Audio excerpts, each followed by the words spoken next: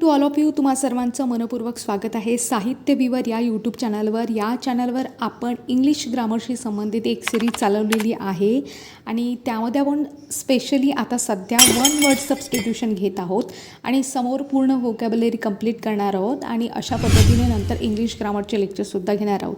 तर ही lecture series आहे ते अतिशय महत्त्वाची आहे सर्व स्पर्धा परीक्षांच्या दृष्टिकोनातून. सरळ सेवा असो किंवा राज्यसेवा असो, राज्यसेवेच्या मेन्समध्ये जे काही प्रश्न आलेले आहेत PYQ आलेले आहेत MPSCचे ते सुद्धा आपण इथे इन्क्लूड केलेले आहेत. तसेच बाकी सरळ सेवा एक्झाममध्ये जे जे प्रश्न विचारलेले आहेत वन वर्ड सबस्टिट्यूशनवर ते सुद्धा आपण इथे घेतलेले आहेत. ही सिरीज अत्यंत महत्त्वाची ठरणार आहे. यामध्ये आपण जास्तीत जास्त PYQवर भर दिला आहे. तसंच जे काही आधीचे रिस्पॉन्स शीट आहे म्हणजे TCSच्या रिस्पॉन्स शीट आहेत त्यामध्ये आलेले जे काही PYQ आहेत वन वर्ड सबस्टिट्यूशनचे ते पण आपण इथे इन्क्लूड केलेले आहेत. म्हणजे एकंदरीत सर्व इन्क्लुझिव्ह आपण बघतो की वन वर्ड सबस्टिट्यूशनची ही सिरीज आहे. अशा प्रकारे आपल्याला होमोनॉम्स, अँटोनॉम्स, सिनोनॉम्स म्हणजे हे सुद्धा इंग्लिश व्होकॅब्युलरीतील जे घटक आहेत ते सुद्धा आपल्याला एक एक करत कवर करायचे आहे. तर ही सिरीज अत्यंत महत्त्वाची ठरणार आहे परीक्षेच्या दृष्टिकोनातून. अशा प्रकारे आपण काही भाग कंप्लीट केलेले आहे आणि आता समोरसुद्धा ही लेक्चर सिरीज आपण कंप्लीटच करणार आहोत. तर आजपर्यंत तुम्ही चॅनलवर नवीन असाल किंवा आतापर्यंत चॅनलला भेट दिली नसाल तर चॅनलला लाईक, शेअर आणि सबस्क्राईब करायला विसरू नका. तसेच तुमच्या मित्रमैत्रिणींना हे व्हिडिओ लेक्चर पाठवा जेणेकरून त्यांच्यापर्यंतसुद्धा माहिती पोहोचवेल आणि त्यांनासुद्धा याचा फायदा होईल. तर मित्रांनो, आजचा आपला शब्द आहे म्हणजे आजच्या भागातला आपला शब्द आहे, पहिला शब्द आहे डिलिगेट. डिलिगेट म्हणजेच काय, प्रतिनिधी असा होतो. तर प्रतिनिधी म्हणजे काय, त्याला इंग्लिशमध्ये आपण काय म्हणू, to give one's authority to another. To give one's authority to another त्यालाच आपण काय म्हणतो, डिलिगेट. डिलिगेट म्हणजेच काय होते, प्रतिनिधी. म्हणजेच इथे एक गोष्ट लक्षात घ्या, ऑथॉरिटी म्हणजे एखाद्याला अधिकार देणे, राईट देणे, तुम्ही पॉवर देणे असं तुम्ही म्हणू शकता. टू गिव्ह म्हणजे देणे, टू वन्स ऑथॉरिटी म्हणजे अधिकार देणे एखाद्याला. तो काय करत आहे, मग त्याचं प्रतिनिधित्व करत आहे असं आपण म्हणू शकतो. म्हणून लक्षात ठेवा, एखाद्याला अधिकार दिल्यामुळे तो त्याचं प्रतिनिधित्व करत आहे. म्हणजे हा शब्द झाला पाहिजे आपला पाठ, डिलिगेट. आता समोरचा शब्द आहे एक्झॉस्टिव्ह. एक्झॉस्टिव्ह म्हणजे परिपूर्ण. एक्झॉस्टिव्ह म्हणजे परिपूर्ण. आता इंग्लिश मिनिंग समजून घेऊ, that which is all inclusive or complete unit. Inclusive म्हणजे सर्वसमावेशक आणि कम्प्लीट म्हणजे सुद्धा सर्वसमावेशक. That which is all inclusive or complete unit त्यालाच आपण काय म्हणतो, एक्झॉस्टिव्ह म्हणजे परिपूर्ण असं म्हणतो. पुढचा शब्द आहे डेइझम. डेइझम म्हणजे आस्तिक. आस्तिक म्हणजेच काय, दोन शब्द आहेत. दोन शब्द हे खूप वेळा विचारलेले आहेत. याआधीच्या की सरळ सेवा झाला आहेत, सरळ सेवा आहेत त्यामध्ये हे शब्द खूप वेळा विचारलेले आहेत, डेइझम, ॲथेइझम. तर आणखी त्याचप्रमाणे मागचे जे तलाठीचे पेपर्स होते त्यामध्ये सुद्धा हे प्रश्न विचारण्यात आलेले आहेत. तर believe in the existence of God. लक्षात ठेवा, जो देव आहे या गोष्टीवर विश्वास ठेवतो त्याला आपण आस्तिक असं म्हणतो. म्हणजे आस्था असणारा, देवावर आस्था असणारा त्याला आपण डेइझम असं म्हणतो. आणि नास्तिक आहे, नास्तिकसाठी मी आत्ताच तुम्हाला शब्द सांगितला. नास्तिक कुणाला म्हणतात त्याच्यासाठी काय शब्द आहे हे म्हणजे हा शब्द तुम्ही कमेंटमध्ये नोटीस करा किंवा कमेंटमध्ये सांगण्याचा प्रयत्न करा. तर आस्तिक आणि नास्तिक असे दोन आहेत. जो देवावर विश्वास ठेवतो तो आस्तिक म्हणजे आस्था ठेवतो तो, आणि देवावर विश्वास ठेवत नाही की देव आहे, त्याचा एक्झिस्टन्स आहे, त्याला म्हणतो नास्तिक. आहे डिफेंडंट. डिफेंडंट म्हणजे प्रतिवादी. And individual, company, accuse in a court of law. Individual म्हणजे वैयक्तिक असो, कंपनी म्हणजे त्याच्याशी रिलेटेड सहकारी मंडळ वगैरे असतील ते. ॲक्यूज म्हणजे तसं आपण आरोपी असं म्हणतो. In a court of law त्याला आपण काय म्हणतो, डिफेंडंट. म्हणजे एखाद्याच्या प्रतिवादी म्हणजे तुम्ही त्याला आरोपी किंवा प्रतिवादी असं म्हणू शकता. तर पुढचा शब्द आहे अनिर्णित सामना. त्याला आपण ड्रॉ म्हणतो. आता ड्रॉ हा शब्द खूप वेळा विचारलेला आहे, सरळ सेवा एक्झाममध्ये भरपूर वेळा विचारलेला आहे. ड्रॉ, अनिर्णित. A game or battle in which neither party win. असा खेळ की ज्यामध्ये कोणतीच पार्टी, जे म्हणजे गेममध्ये जे काही पार्टी असेल, प्रतिस्पर्धी असतील किंवा स्पर्धक असतील, ते कोणतीच पार्टी विजयी होत नाही. म्हणजे अनिर्णित सामना, ज्याचा निकालच लागत नाही असा काय, तर अनिर्णित त्याला आपण ड्रॉ असं म्हणतो. तर लक्षात ठेवा. पुढचा शब्द आहे सेंटेनॅरियन. सेंटेनरी, आता सेंचुरी आपल्याला माहिती आहे, सेंचुरी म्हणजे 100, त्यावरून आपण हा शब्द लक्षात ठेवू शकतो. सेंटेनॅरियन. सेंटेनॅरियन म्हणजे काय होते, 100 किंवा त्यापेक्षा जास्त वयाची व्यक्ती. A person who is 100 or more years old is called centenarian. म्हणजे इथे आपला शब्दपाठ झाला सेंटेनॅरियन. सेंटेनॅरियन म्हणजे लगेच लक्षात आला पाहिजे, सेंचुरीहून आपण तो लक्षात घेतला. A person who is 100 or more year old is called as centenarian. 100 किंवा त्यापेक्षा जास्त वयाची व्यक्ती. वारंवार रिपीट करते जेणेकरून ते शब्द पाठ होतील. पुढचा शब्द आहे बायकी. म्हणजेच काय, इफिमिनेट. इफिमिनेट म्हणजेच काय, one who is too much like woman. One who is too much like woman, त्याला आपण काय म्हणतो, इफेमिनेट. इफेमिनेट म्हणजेच बायकी असं त्याला म्हटलं जातं. तर पुढचा शब्द आहे अक्षरशास्त्र. अक्षरशास्त्र कशाला म्हणतात, एक्टिमोलॉजी. एक्टिमोलॉजी म्हणजेच काय होते, the study of origin of words. शब्दांची उत्पत्ती कशी झाली, ते कसे डेव्हलप झाले, त्याचा संबंधित अभ्यास करण्याच्या शास्त्राला आपण काय म्हणतो, एक्टिमोलॉजी. म्हणजेच काय म्हणतो, अक्षरशास्त्र असं म्हणतो. पुढचं आहे emetic.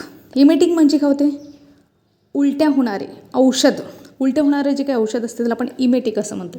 Drugs which cause vomiting. असं औषध की जे घेतल्यानंतर काय होते, ओमेटिंग होते, किंवा ओमेटिंग घडून आणणारं जे औषध असतं त्याला आपण काय म्हणतो, तर एमेटिक असं म्हणतो.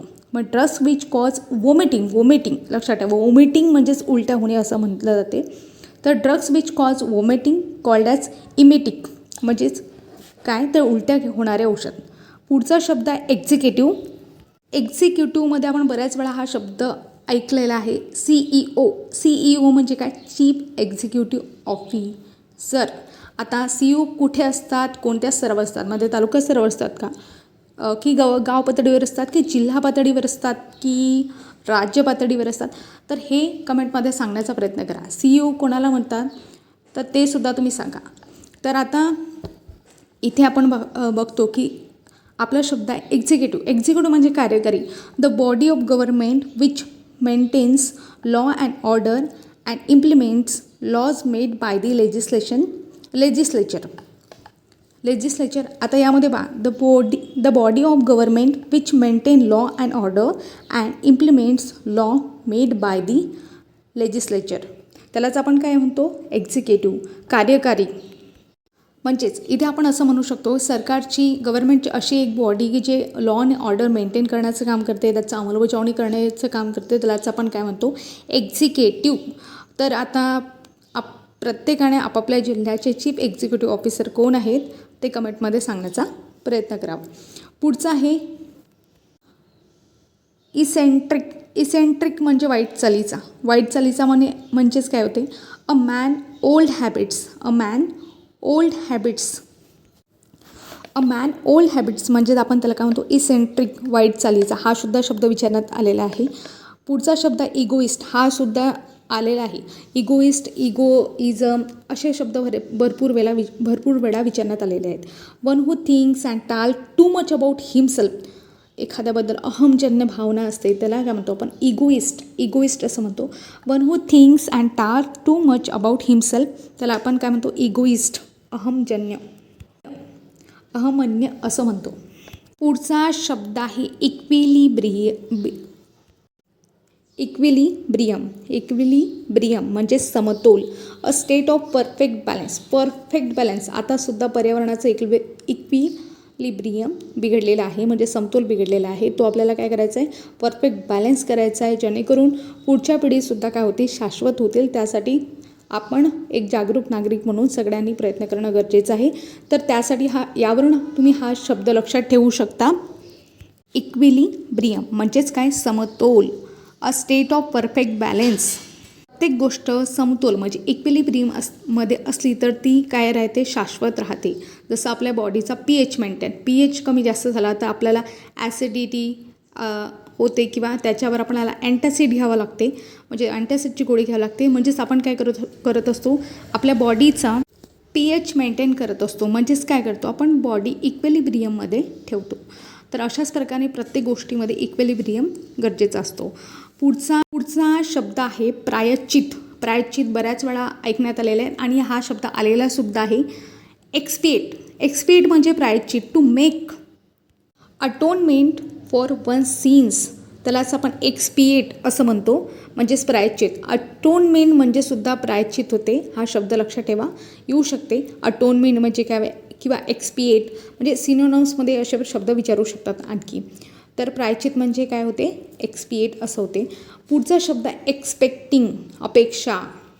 जास्तीत जास्त अपेक्षा करणं हे दुःखाचं कारण असते. अपेक्षा पूर्ण नाही झाल्या तर आणखी दुःख वाढतं. यालाच आपण काय म्हणतो, आता इथे तुम्ही एक्सपेक्टिंग, याला हे अपेक्षित आहे, त्याला ते अपेक्षित आहे, याला काय म्हणतो आपण, अपेक्षा करणं. तर एक्सपेक्टिंग करणं. Looking forward hopefully. Looking forward hopefully हा पॉझिटिव्ह ऑपरेशन. हा झाला आपण एक पेसिमिस्ट. तर आता ऑप्टिमिस्ट म्हणजे एक पॉझिटिव्ह अप्रोच बघितला. तर अपेक्षा, होप असणे किंवा आशा असणे. काय, लुकिंग फॉरवर्ड होपफुली, अपेक्षा करणे किंवा एक्सपेक्टिंग. मला तुझ्याकडून ह्या अपेक्षा आहेत किंवा तू एवढ्या उंचीवर किंवा जीवनात अधिकाधिक समोर जाऊ, अशा अपेक्षा आहेत. म्हणजेच आपण काय म्हणतो, लुकिंग फॉरवर्ड होपफुली, त्यालाच आपण काय म्हणतो, एक्सपेक्टिंग, अपेक्षा करणे. पुढचा शब्द आहे इडिबल. इडिबल तर सगळ्यांना माहितीच आहे, खाद्यपदार्थ. A substance that is fit to be eaten. असा कोणता तरी पदार्थ, सबस्टंट आहे जो खाण्यायोग्य आहे, त्याला आपण काय म्हणू, इडिबल. आणि हा शब्द खूप सोपा आहे. तर पुढचा शब्द आहे इलिजिबल. इलिजिबल म्हणजेच काय, अनुरूप. याच्याशी इलिजिबल आहे का, तुम्ही एखादा क्रायटेरिया फॉलो करत असाल तो त्याच्याशी रिलेटेड आहे का, इलिजिबल आहे का, अनुरूप आहे का. फिट टू बी इलेक्टेड और सिलेक्टेड म्हणजे निवड करण्याजोगा आहे का, तर त्याला आपण काय म्हणू, इलिजिबल आहे का, अनुरूप. पुढचा शब्द आहे एक्सपेडिशन. एक्सपेडिशन म्हणजे मोहीम असं म्हटलं जाते. Journey for a specific purpose. एखाद्या पर्टिक्युलर गोष्टीसाठी, स्पेसिफिक गोष्टीसाठी जर तुमची जर्नी किंवा तुमचा प्रवास असेल तर त्याला काय म्हणतो, मोहीम. एक्सपेडिशन. एक्सपेडिशन म्हणजेच काय होते, journey for a specific purpose, त्यालाच आपण एक्सपेडिशन म्हणतो, मोहीम असं म्हणतो. पुढचा शब्द आहे एम्फॅसाइज. एम्फॅसाइज म्हणजे जोर देणे. टू ले स्पेशल स्ट्रेस ऑन, याच्यावरच भर दे, हेच करायचं आहे, तेच करायचं आहे. एम्फॅसाइज म्हणजे भर कशावर द्यायचं आहे, तर एम्फॅसाइज जास्तीत जास्त भर देणे म्हणजे टू ले स्पेशल स्ट्रेस ऑन. ती गोष्ट करायचीच आहे म्हणजे करायचीच आहे, त्याला आपण काय म्हणतो, एम्फॅसाइज असं आपण म्हणू शकतो, जोर देणे. पुढचा शब्द आहे पर्यावरण. त्याला आपण काय म्हणतो, इकोलॉजी. इकोलॉजी म्हणजे काय, पर्यावरण. Study of the relation of living thing to environment. आता पर्यावरणाची व्याख्या आपल्याला माहिती आहे, आपल्या सभोवतालचं आजूबाजूचं जे काही वातावरण आहे, ज्यामध्ये ज्या काही सजीव गोष्टी राहतात, त्याचा पर्यावरणाशी असलेला जो काही संबंध आहे तो आपण त्याला काय म्हणतो, आपण पर्यावरण म्हणजे इकोलॉजी असं म्हणतो. म्हणजे आजूबाजूला असणाऱ्या ज्या काही सजीव गोष्टी आहेत त्याचा निसर्गाशी काय संबंध आहे, एन्व्हायरमेंटशी, वातावरणाशी काय संबंध आहे, त्याचा अभ्यास करणाऱ्या शास्त्रालाच आपण इकोलॉजी म्हणजेच काय म्हणतो, पर्यावरण असे म्हणतो. पुढचा शब्द आहे उपसंहार म्हणजेच epilogue. Epilogue, a brief summary of books, त्याला आपण उपसंहार असं म्हणतो, a brief summary of books. त्याच्यानंतर बॅटल हा शब्द विचारण्यात आलेला आहे राज्यसेवामध्ये. आत्ता लेटेस्टमध्ये हा शब्द आलेला आहे. जीवघेणा, दॅट विच कॉज डेथ. एखाद्या गोष्टीमुळे एखाद्याचा जीव गेला तर आपण म्हणतो हा एक म्हणजे ती गोष्ट त्याच्यासाठी जीवघेणी ठरली म्हणजे फॅटल म्हणजे काय होते, दॅट विच कॉज डेथ, त्याच्या कारणानेच तो गेला असं म्हणू शकतो आपण. त्याला आपण जीवघेणा असे म्हणतो. पुढचं आहे फ्रँचाईज म्हणजे मताधिकार. To right to vote elections. म्हणजे निवडणुकीमध्ये मत देण्याचा अधिकार आहे, त्याला आपण फ्रँचाईज असं म्हणतो. पुढचा शब्द आहे इसेंट्रिक म्हणजे विक्षिप्त. अ मॅन अनयुजल हॅबिट, ज्याच्या काही विचित्र सवयी असतील त्याला आपण काय, अनयुजल म्हणजे असामान्य, असाधारण काही वेगळ्या सवयी असतील किंवा हॅबिट असतील त्याला आपण काय म्हणतो, इसेंट्रिक म्हणजे विक्षिप्त. पुढचा शब्द आहे स्त्रीवादी. One who thinks of the welfare of woman म्हणजेच फेमिनिस्ट. ज्याला असं वाटते महिलांचं चांगलं व्हावं त्याला आपण काय म्हणू शकतो, स्त्रीवादी असं म्हणू शकतो. One who thinks of the welfare of woman. Welfare म्हणजेच काय, चांगलं होणे, त्याला आपण काय म्हणतो, फेमिनिस्ट, स्त्रीवादी. तर अशा प्रकारे आजच्या भागातले वन वर्ड सबस्टिट्यूशन आपण इथे कव्हर केले. तर आजचा हा भाग तुम्हाला कसा वाटला हे कमेंटमध्ये सांगायला विसरू नका. तर भेटूया अशाच नवनवीन व्हिडिओसह पुढील भागामध्ये. तोपर्यंत तुम्हा सर्वांचे मनापासून आभार. धन्यवाद.